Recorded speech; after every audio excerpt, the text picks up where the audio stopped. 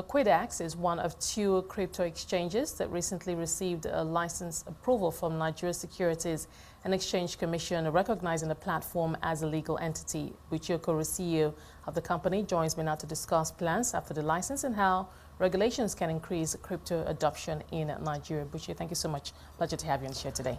Thank you. Let's get right to it. Now, this approval in principle is part of the SEC's accelerated regulatory incubation program. Talk to us about that. Just help us understand how the engagement started, how long it took, and how you arrived at the license. Thank you so much, Esther. Thank you for having us.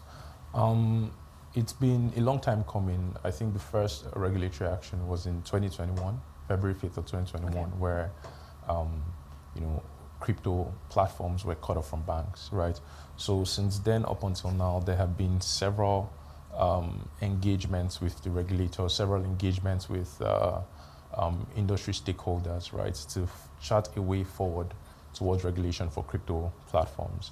And so the regulation that's come out, that came out last week, is a result of months and years of work behind the scenes.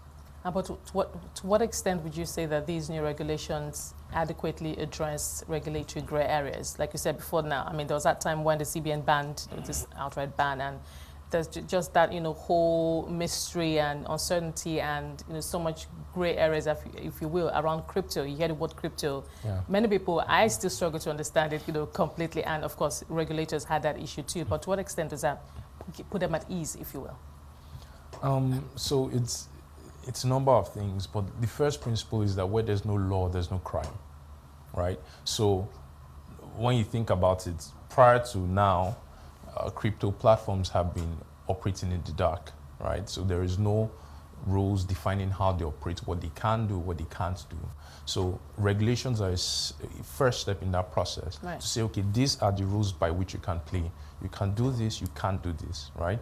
And then when anyone runs afoul of the rule, then they get penalized for it, right? So it is a first step to giving people comfort to say, okay, we've established these rules, and these players are playing by the rules. We are monitoring to make sure that they play by the rules, and so you should be safe, right? So regulation at the end of the day is for investor protection and then people who use the platform, right? And so you say that, I mean, there are adequate guardrails, to protect investors right now. Yes, and then it improves, right, with time. So what does that mean for the industry? Because the SEC, I mean, this program it's looking to onboard, others going forward, and obviously that changes the space as we know it. What should we look forward to in terms of key highlights that could potentially happen?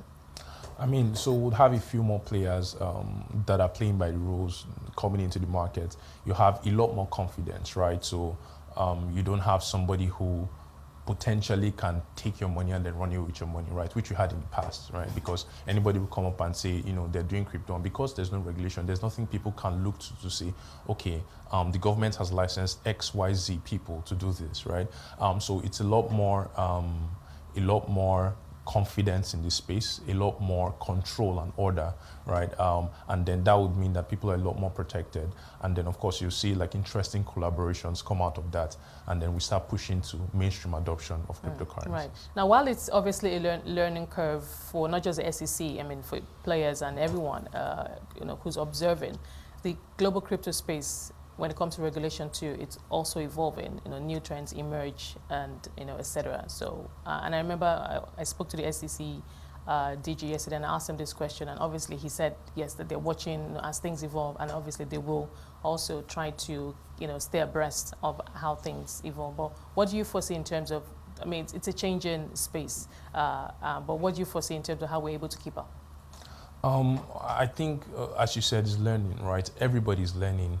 We are learning, the players are learning, the regulators are learning, the market is learning, investors are learning, everyone is learning. So as things change, things evolve, right? The first step in the process is regulation. And then what we'll start to see from there is Nigeria is one of the first countries in Africa to regulate properly. We'll start to see other countries follow regulation.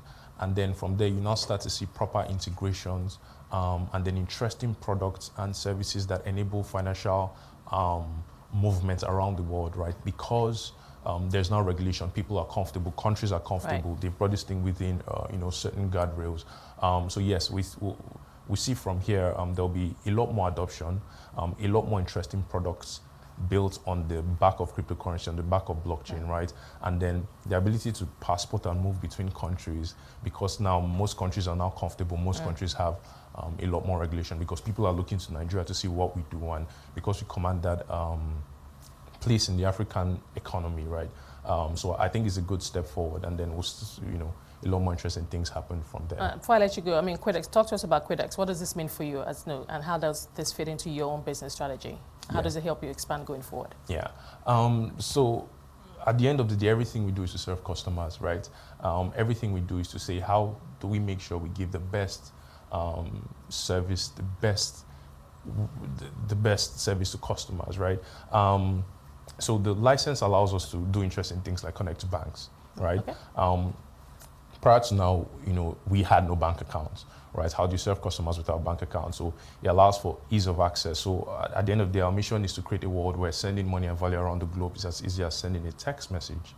And we want to do that by making accessing cryptocurrency easy anywhere in Africa, right? So the license is the first step to make sure that, we are now playing by rules which we desperately wanted for a very long time. So we're so happy that it has happened now, and so it allows us to build products, build services within the guidelines, within the framework that makes customers' life significantly easier.